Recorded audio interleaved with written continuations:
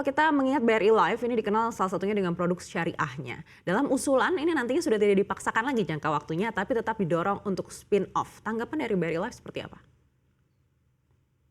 Ya, jadi di BRI Life manakah kita memang sudah mempersiapkan bagaimana kita kemudian melakukan spin-off sesuai dengan kebutuhan yang ada sekarang ini gitu ya. Nah ini dalam prosesnya memang kita melihat bahwa pandemi ini kemudian mengajari kita bagaimana caranya kemudian bisa mengkonsolidasikan bisnis dan bisa bersinergi gitu ya untuk kemudian mendapatkan efisiensi. Nah menurut saya ini ide yang sangat baik yang dimunculkan dalam P2SK ini bahwa kalau memang saya masih kecil, memang dengan UUS akan lebih efektif. Kenapa? Karena memang dari sisi efisiensi dan support dari induk itu akan menjadi lebih baik. Nah, memang kalau kita lihat sekarang ini kan ini bukan hanya sekedar apakah asetnya cukup besar atau tidak gitu ya. Kita berbicara mengenai tenaga ahli yang dibutuhkan gitu ya, mulai dari investasi, kemudian aktuaria, kemudian belum lagi dari sisi ekspertis di syariah. Jadi memang ide untuk kemudian bagaimana mengembangkan unit usaha sharing sampai mencapai 50%, ini menurut saya ide yang baik ya untuk kita kemudian baru spin-off. Demikian Mbak.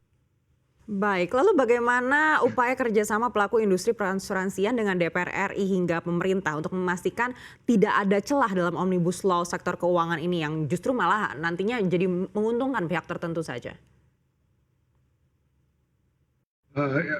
Ya memang ya saya rasa kita semua sama-sama ya seluruh stakeholders daripada pemerintah, regulator, pemain usaha, pemegang polis itu semuanya tentunya harusnya tidak ada yang dirugikan. Jadi semuanya itu harus diuntungkan dan menikmati daripada tujuan daripada perusahaan asuransi. Jadi saya rasa ini ya memang mungkin prinsip yang harus dipegang oleh kita semua bagaimana industri kita bisa berjalan dengan lebih baik ke depannya.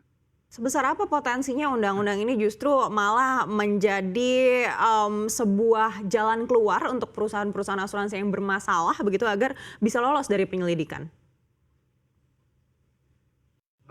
Kalau saya rasa sih memang saya rasa peraturan ini bukannya untuk meloloskan perusahaan yang bermasalah ya, justru bagaimana bisa mengembalikan ke jalan yang lebih benar. Jadi tentunya guidance pengawasan itu ya saya rasa sih jalan seperti yang sudah ada sekarang ini, dan ini bukan mencari loophole atau malah meloloskan hal-hal yang tidak diinginkan. Jadi memang benar-benar harus ya segala aspek memang kita harus melihat semuanya. Baik, kita akan beralih ke Ibu Christine. Iya, Ibu Christine, salah satu usulan yang juga menarik untuk dibahas ini adalah sertifikasi untuk agen ataupun pialang begitu. Anda melihat apakah sudah tepat?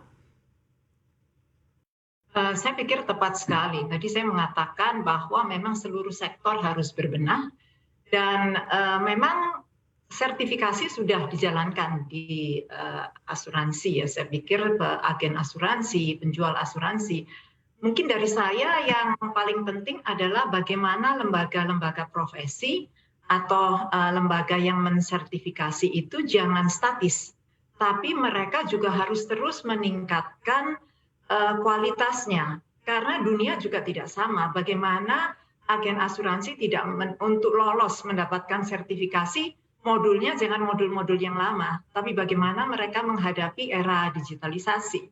Bahkan bagaimana menghadapi nanti kalau sudah mencapai era metaverse.